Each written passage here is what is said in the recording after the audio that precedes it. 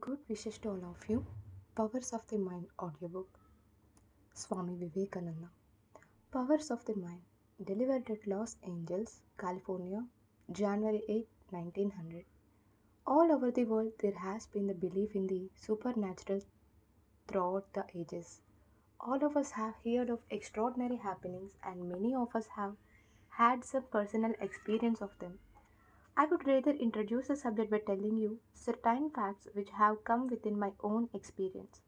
I once heard of a man who, if anyone went to him with questions in his mind, would answer them immediately, and I was also informed that he foretold events. I was curious and went to see him with a new friends. We each had something in our minds to ask, and to avoid mistakes, we wrote down our questions and put them in our pockets. As soon as the man saw one of us, he repeated our questions and gave answers to them. Then he wrote something on paper, which he folded up, asked me to sign on the back, and said, "Don't look at it. Put it in your pocket, and keep it there till I ask for it again." And so on to each one of us. He next told us about some events that would happen to us in the future. Then he said, "Now think of a word or sentence from any language you like." I thought of a long sentence from Sanskrit, a language of which he was entirely ignorant. "Now take out the paper from your pocket," he said. The Sanskrit sentence was written there. He had written it an hour before with a remark, "In confirmation of what I have written, this man will think of this sentence." It was correct. Another of us who had been given a similar paper, which he had signed and placed in his pocket, was also asked to think of a sentence. He thought of a sentence in Arabic, which it was still less possible for the man to know. It was some passage from the Koran, and my friend found this written down on the paper. Another of us was a physician. He thought of a sentence from a German medical book. It was written on his paper.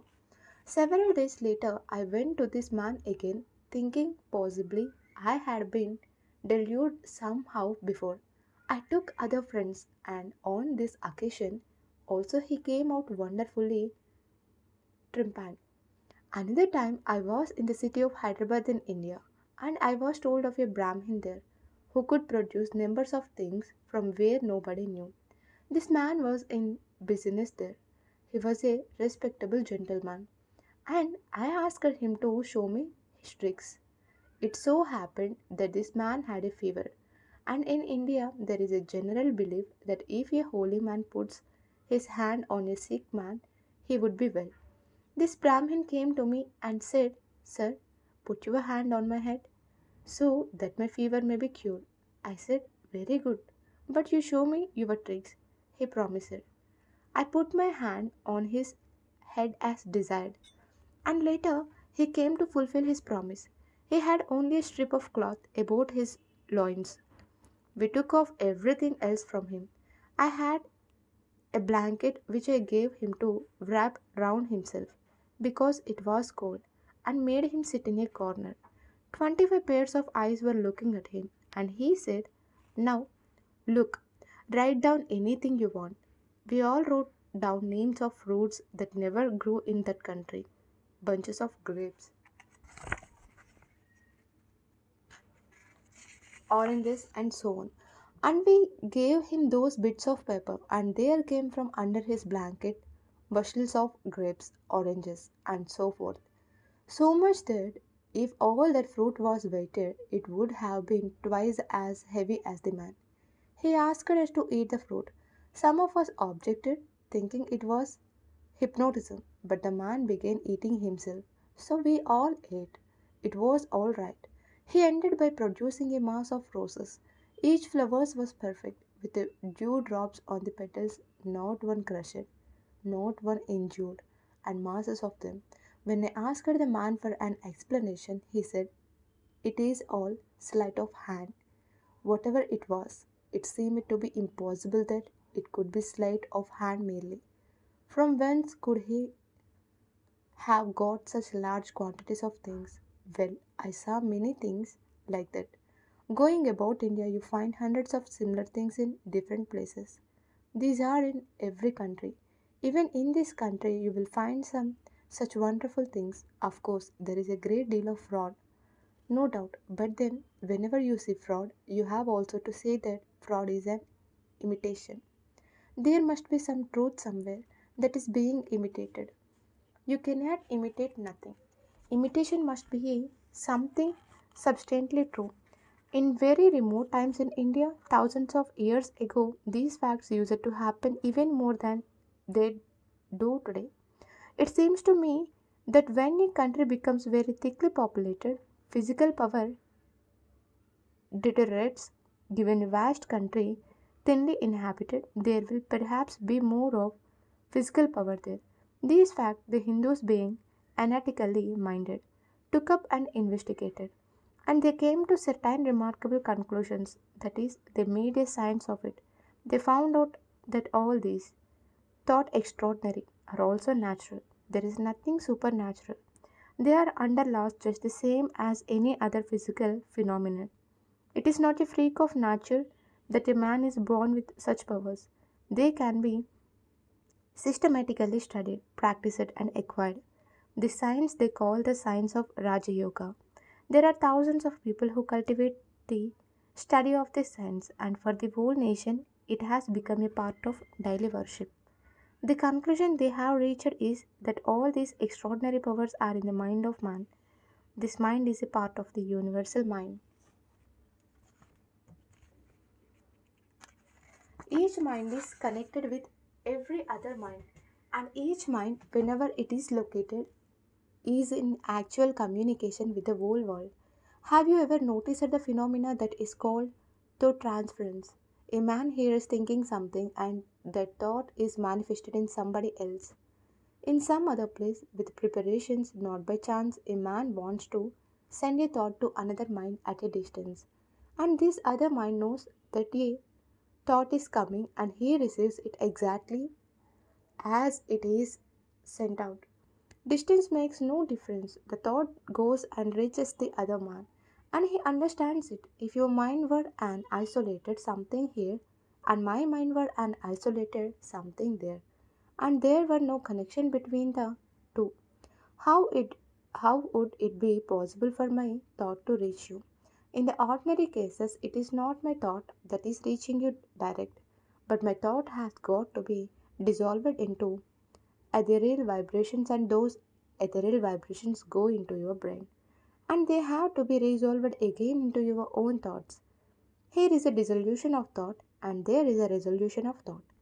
It is a roundabout process, but in telepathy, there is no such thing, it is direct. This shows that there is a continuity of mind, as the yogis call it. The mind is universal. Your mind, my mind, all these little minds are fragments of that universal mind. Little waves in the ocean, and on account of this continuity, we can convey our thoughts directly to one another. You see what is happening all around us. The world is one of the influence. Part of our energy is used up in the preservation of our own bodies. Beyond that, every particle of our energy is day and night being used in influencing others.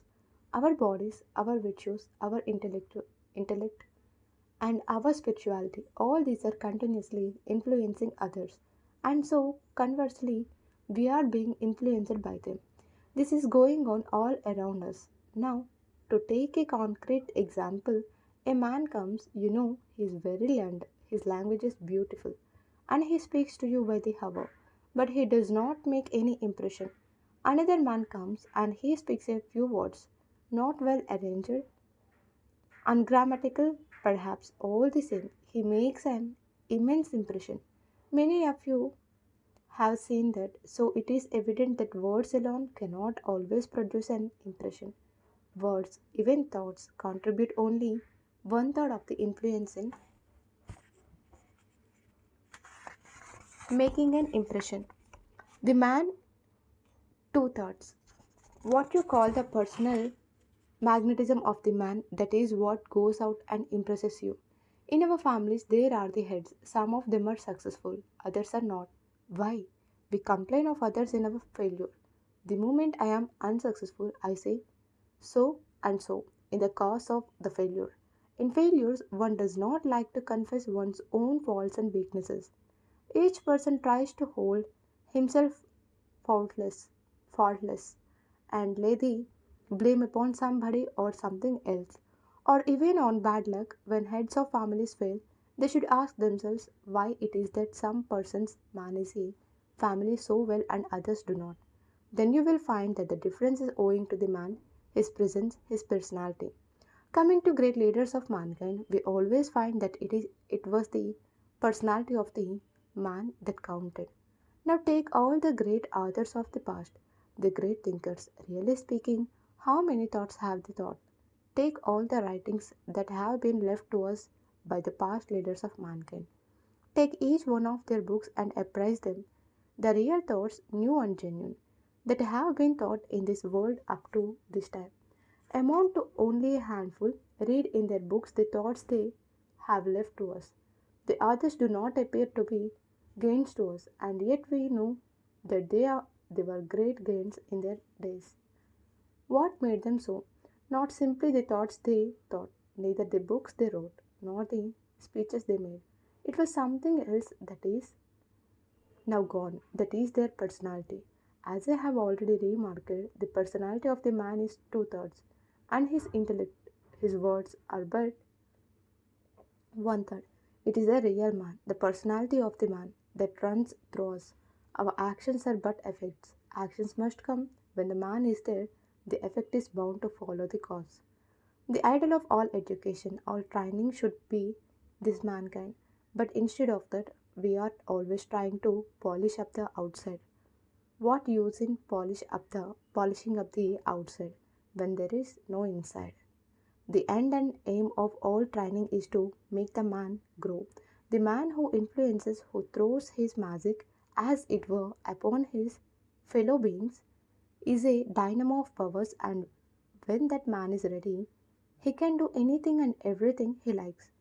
That personality put upon anything will make it work. Now we see that thought this is a fact. No physical laws that we know of will explains this. How can we explain it by chemical and physical knowledge? How much of oxygen, hydrogen, carbon, how many molecules in different positions, and how many cells, etc., can explain this mysterious personality? And we still say it is a fact, and not only that, it is the real man, and it is that man that lives and moves and works. It is that man that influences, moves his fellow beings, and passes out. And his intellect and books and works are but traces left behind. Think of this, compare the great teachers of religion with the great philosophers. The philosophers scarcely influenced anybody's inner man, and yet they wrote most marvelous books. The religious teachers, on the other hand, moved countries in their lifetime. The difference was made by personality. In the philosopher, it is a faint personality that influences. In the great prophets, it is tremendous. In the former, we touch the intellect. In the later, we touch life. In the one case, it is simply a chemical process, putting certain chemical ingredients together, which may gradually combine and, under proper circumstances, bring out a flash of light or may fail.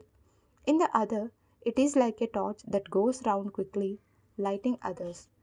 The science of yoga claims that it has discovered the laws which develop this personality, and by proper attention to those laws and methods, each one can grow and strengthen his personality.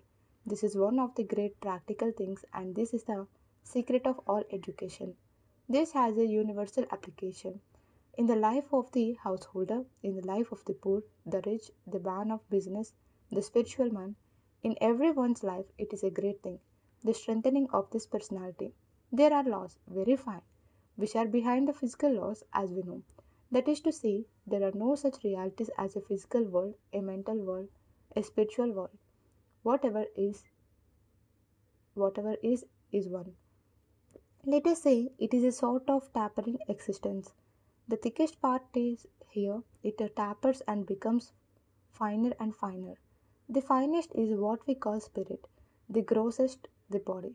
And just as it is here in microcosm, it is exactly the same in the microcosm. The universe of ours is exactly like that. It is the gross external thickness and it tapers into something finer and finer until it becomes God. We also know that the greatest power is lodged in the fine, not in the coarse. We see a man take up a huge weight. We see his muscles swell, and all over his body we see signs of exertion. And we think the muscles are powerful things, but it is the thin thread like things, the nerves, which bring power to the muscles. The, the moment of the moment one of these threads is cut off from reaching the muscles, they are not able to work at all. These tiny nerves bring the power from something still finer, and that again in its turn brings it from something finer still thought, and so on. So it is the fine that is really the seat of power. Of course, we can see the movements in the gross, but when fine movements take place, we cannot see them. When a gross thing moves, we catch it, and thus we naturally identify movement with things which are gross. But all the power is really in the fine. We do not see any movement in the fine, perhaps because the movement is so intense that we cannot perceive it. But if by any science, any investigation, we are helped to get hold of these finer forces which are the cause of the expression, the expression itself will be under control. There is a little bubble coming from the bottom of a lake. We do not see it coming all the time. We see it only when it bursts on the surface. So we can perceive thoughts only after they develop a great deal or after they become actions.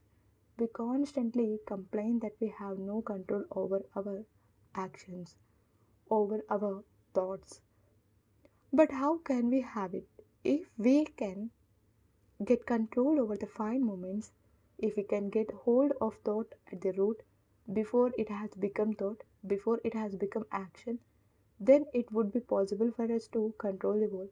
Now, if there is a method by which we can analyze, investigate, understand, and finally grapple with those finger powers, the finer causes, then alone is it possible to have control over ourselves. And the man who has control over his own mind assuredly will have control over every other mind. That is why purity and morality have been always the object of religion. A pure, moral man has control of himself, and all minds are the same. Different parts of one mind, he who knows one lump of clay has known all the clay in the universe. He who knows and controls his own mind knows the secret of every mind and has power over every mind. Now, a good deal of our physical evil we can get rid of if we have control over the fine parts. A good many worries we can throw off. If we have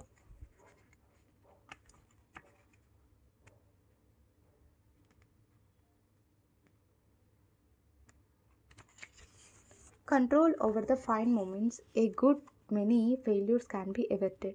If we have control over these fine powers, so far is utility, yet beyond there is something higher.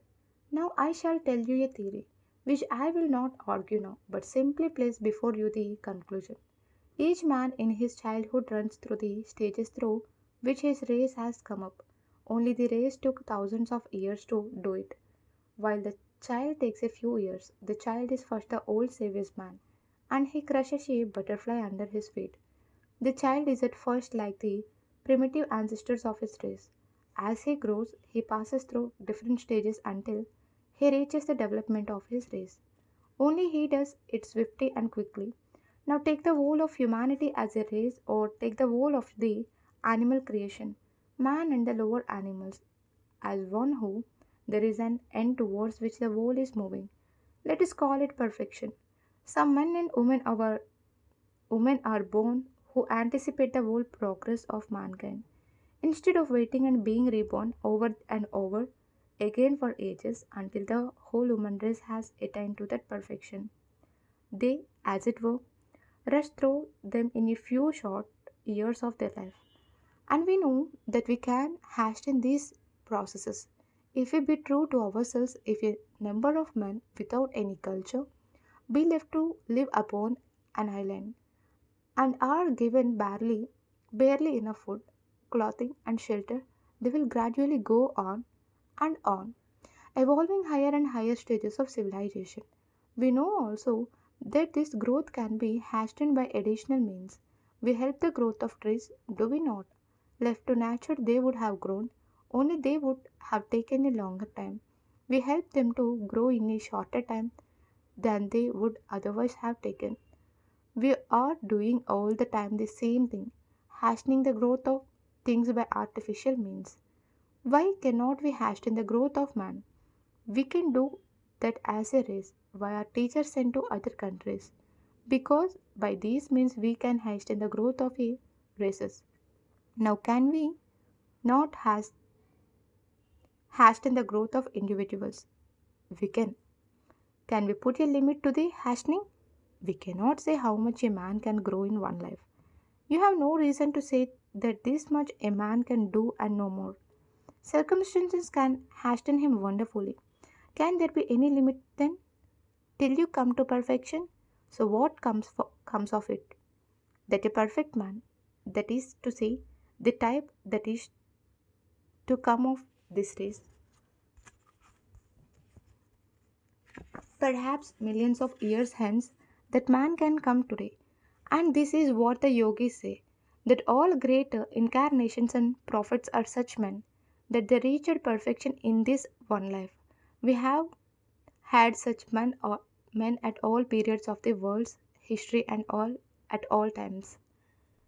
Quite recently, there was such a man who lived the life of the whole human race and reached the end, even in this life.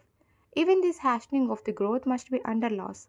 Suppose we can investigate these laws and understood their secrets and apply them to our own needs.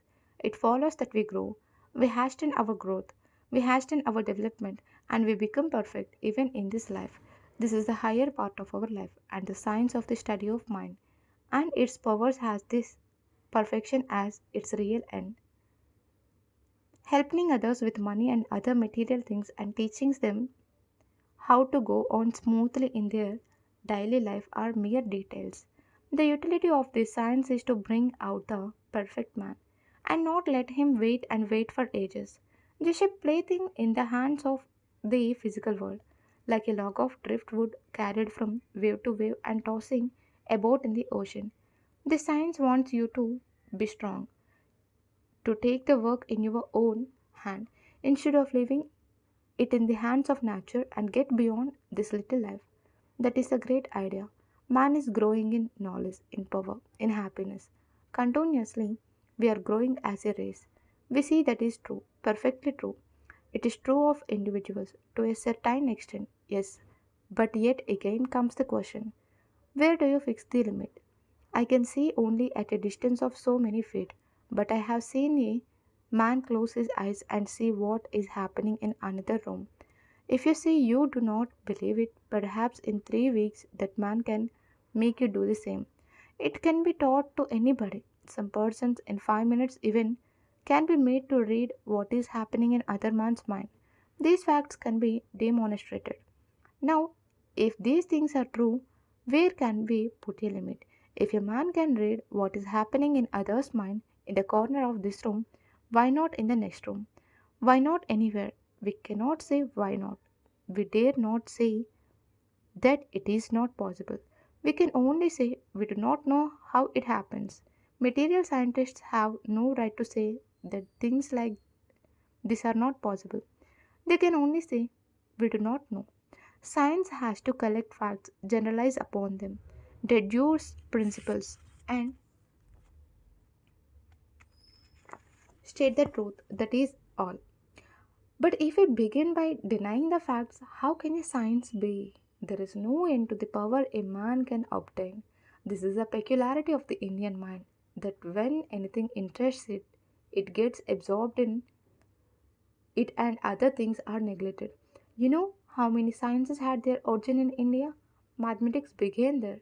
You are even today counting 1, 2, 3, etc. to zero after Sanskrit figures, and you all know that algebra also originated in India, and that gravitation was known to the Indian thousands of years before Newton was born.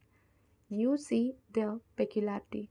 At a certain period of Indian history, this one subject of man and his mind absorbed all their interest. And it was so enticing because it seemed the easiest way to achieve their ends. Now, the Indian mind became so thoroughly persuaded that the man could do not anything and everything according to law, that its powers became the great object of study. Charms, magic, and other powers, and all that were nothing extraordinary, but a regularly taught science, just as the physical sciences they had taught before that. Such a convention in these things came upon the race that physical sciences nearly died out. It was the one thing that came before them. Different sets of yogis began to make all sorts of experiments. Some made experiments with light, trying to find out how lights of different colors produced changes in the body. They wore a certain colored cloth, lived under a certain color, and ate certain colored foods. All sorts of experiments were made in this way. Others made experiments in sound by stopping and unstopping their ears, and still others experimented in the sense of smell and so on. The whole idea was to get at the basis, to reach the fine parts of the thing, and some of them really showed most marvelous powers. Many of them were trying to float in the air or pass through it. I shall tell you a story which I heard from a great scholar in the West. It was told him by a governor of Ceylon who saw the performance. A girl was brought forward and seated cross legged upon a stool made of sticks crossed. After she had been seated for a time, the showman began to take out, one after another, these crossbars, and when all were taken out, the girl was left floating in the air. The governor thought there was some trick, so he drew his sword and violently passed it under the girl. Nothing was there. Now, what was this? It was not magic or something extraordinary. That is the peculiarity. No one in India would tell you that things like this do not exist. To the Hindu, it is a matter of course. You know what the Hindus would often say when they have to fight their enemies? Oh, one of our yogis will come and drive the whole lot out. It is the extreme belief of the race. What power is there in the hand or the sword? The power is all in the spirit. If this is true, it is temptation enough for the mind to exert it its highest. But as with every other science, it is very difficult to make any great achievement. So also with this, nay much more. Yet most people think that these powers can be easily gained. How many are the years you take to make a fortune? Think of that. First, how many years do you take to learn electrical science or engineering?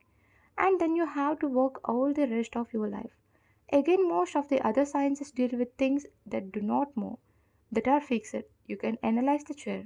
The chair does not fly from you. But this science deals with the mind, which moves all the time. The moment you want to study it, it slips. Now the mind is in one mode. The next moment, perhaps it is different, changing all the time. In the midst of all this change, it has to be studied, understood, grasped, and controlled. How much more difficult then is the science? It requires rigorous training. People ask me why I do not give them practical lessons. Why? It is no joke. I stand upon this platform taking to you, and you go home and find no benefit, nor do I. Then you say it is all bosh. It is because you wanted to make a bosh of it.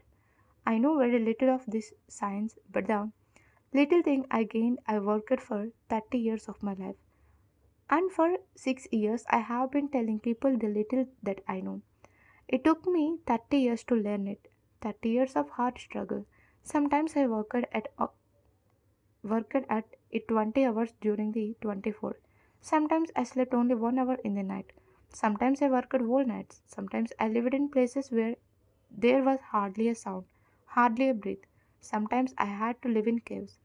Think of that, and yet I know little or nothing. I have barely touched the hem of the garment of this science, but I can understand that it is true and vast and wonderful. Now, if there is anyone among us you who really wants to study this science, he will have to start with that sort of determination, the same as nay even more than that which he puts into an any business of life. And what an amount of attention does business require, and what a rigorous taskmaster it is. Even if the father, the mother, the wife, or the child dies, business cannot stop. Even if the heart is breaking, we still have to go to our place of business. When every hour of work is a pang, that is business, and we think that it is just that it is right. This calls for more application than any business can ever require. Many men can succeed in business, very few in this, because so much depends upon the particular constitution of the person studying it. As in business, all may not make a fortune, but everyone can make something. So, in the study of this science, each one can get a glimpse which will convince him of its truth and of the fact that there have been men who realized it fully. This is the outline of the science. It stands upon its own feet and in its own light and challenges comparison with any other science. There have been charla- charlatans, there have been magicians, there have been cheats, and more here than in any other field. Why? For the same reason that the more profitable the business, the greater the number of charlatans and cheats. But that is no reason why the business should not be good. And one thing more, it may be good intellectual gymnastics to listen to all the arguments and an intellectual satisfaction to hear of wonderful things. But if any one of you really wants to learn something beyond that, merely attending lectures will not do. That cannot be taught in lectures, for it is life. The life can only convey life. If there are any among us you who are really determined to learn it, I shall be very glad to help them. The Complete Works of Swami Vivekananda, Volume 2, page number 10 to 23. Concentration and breathing. The main difference between men and the animals is the difference in their power of concentration. All success in any line of work is the result of this. Everybody knows something about concentration. We see its results every day. High achievements in art, music, etc. are the result of concentration. An animal has very little power of concentration. Those who have trained animals find much difficulty in the fact that the animal is constantly forgetting what is told him. He cannot concentrate his mind long upon anything at a time. Herein is the difference between man and the animals. Man has the greater power of concentration.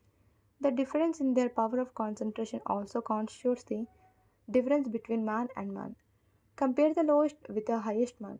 The difference is in the degree of concentration. This is the only difference. Everybody's mind becomes concentrated at times. We all concentrate upon those things we love, and we love those things upon which we concentrate our minds. What mother is there that does not love the face of her homeliest child? That face is to her the most beautiful in the world. She loves it because she concentrates her mind on it. And if everyone could concentrate his mind on that same face, everyone would love it. It would be to all the most beautiful faces. We all concentrate our minds upon those things we love. When we hear beautiful music, our minds become fast upon it, and we cannot take them away. Those who concentrate their minds upon what you call classical music do not like common music, and vice versa. Music in which the notes follow each other in rapid succession holds the mind readily. A child loves lively music because the rapidity of the notes given the mind no chance to wander. A man who likes common music dislikes classical music because it is more complicated and requires a greater degree of concentration to follow it. The great trouble with such concentration is that we do not control the mind, it controls us.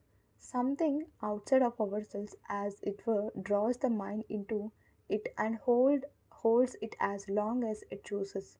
We hear melodious tones or see a beautiful painting, and the mind is held fast. We cannot take it away. If I speak to you well upon a subject you like, your mind becomes concentrated upon what I am saying. I draw your mind away from yourself and hold it upon the subject in spite of yourself. Thus, our attention is held, our minds are concentrated upon various things in spite of ourselves. We cannot help it. Now, the question is, can this concentration be developed and can we become masters of it? The yogis says yes. The yogis say that we can get perfect control of the mind. On the ethical side, there is danger in the development of the power of concentration. The danger of concentration the mind upon an object and then being unable to detach it at will. This state causes great suffering. Almost all our suffering is caused by our not having the power of detachment. So, along with the development of concentration, we must develop the power of detachment. We must learn not only to attach the mind to one thing exclusively, but also to detach it at a moment's notice and place it upon something else. These two should be developed together to make it safe. This is the systematic development of the mind. To me, the very essence of education is concentration of mind, not the collecting of facts. If I had to do my education over again and had any voice in the matter, I would not study facts at all. I would develop the power of concentration and detachment, and then with a perfect instrument, I could collect fast facts at will. Side by side in the child should be developed the power of concentration and detachment. My development has been one sided all along. I developed concentration without the power of detaching my mind at will, and the most intense suffering of my life has been due to this. Now I have the power of detachment, but I had to learn it in later life. We should put our minds on things, they should not draw our minds to them. We are usually forced to concentrate. Our minds are forced to become fixed upon different things by an attraction in them which we cannot resist. To control the mind, to place it just where we want it, requires special training. It cannot be done in any other way. In the study of religion, the control of the mind is absolutely necessary. We have to turn the mind back upon itself in this study. In training the mind, the first step is to begin with the breathing. Regular breathing puts the body in a harmonious condition and it is then easier to reach the mind. In practicing breathing, the first thing to consider is asana or posture. Any posture in which a person can sit easily in his proper position. The spine should be kept free and the weight of the body should be supported by the ribs. Do not try by contrivances to control the mind. Simple breathing is all that is necessary in that line. All austerities to gain concentration of the mind are a mistake. Do not practice them. The mind acts on the body, and the body in its turn acts upon the mind. They act and react upon each other. Every mental state creates a corresponding state in the body, and every action in the body has its corresponding effect on the mind. It makes no difference where you think the body and mind are two different entities, or whether you think they are both but one body. The physical body being the gross part and the mind in the mind the fine part. They act and react upon each other. The mind is constantly becoming the body. In the training of the mind, it is easier to reach it through the body. The body is easier to grapple with than the mind. The finer the instrument, the greater the power. The mind is much finer and more powerful than the body. For this reason, it is easier to begin with the body. The science of breathing is a working through the body to reach the mind. In this way, we get control of the body. And then we begin to feel the finer working of the body, the finer and more interior, and so on till we reach the mind as we feel the finer workings of the body. They come under our control. After a while, you will be able to feel the operations of the mind on the body. You will also feel the working of one half of the mind upon the other half, and also feel the mind recurring the nerve centers for the mind controls and governs the nervous system. You will feel the mind operating along the different nerve currents.